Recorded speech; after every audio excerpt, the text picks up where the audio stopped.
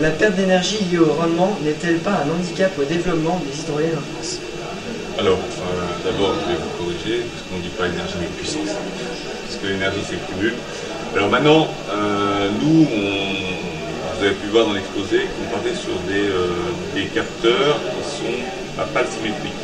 Donc on a déjà pris en compte qu'on allait perdre du rendement par rapport à une pale orientable. Après, il y a toute la chaîne cinématique, les paliers, puis ensuite la problème de génératrice. Tout ça fait qu'on a un rendement global qu'on estime, nous, de l'ordre de 25% de l'énergie, enfin de la puissance théorique du flux.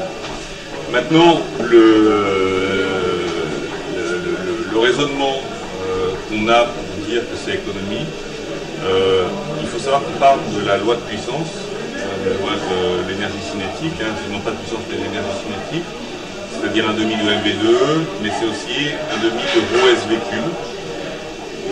On sait que la densité d'eau c'est 1024 kg par mètre cube, mais quand on dit, alors naturellement là il y a le rendement qui s'ajoute puisque c'est un demi de ρ R, le rendement global de la machine, RT, si vous voulez, SV cube, et vous apercevez que la dimension, le premier paramètre dimensionnant, c'est la vitesse au cube. Donc la première chose qu'on dit, ça ne sert à rien de travailler sur les machines, travaillons d'abord sur le site. Pour les sites les plus propulsifs. Si on a des fortes vitesses, on aura de l'énergie et de la puissance à revendre. Ensuite, la deuxième chose à se poser, c'est tiens, j'ai mon bon site, qu'est-ce que je dois regarder? La surface. La surface, c'est quoi? C'est en R carré.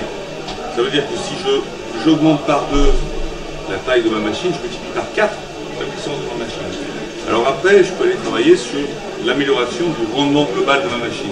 Mais là, je suis en rapport 1. Ça veut dire que si je gagne 5 points, 6 points, 10 points sur l'électricité ou 10 points sur le captage, je vais avoir 1. Mais peut-être que ces 10 points gagnés, c'est simplement de multiplier par 0,1 ou 0,2 la taille de la machine.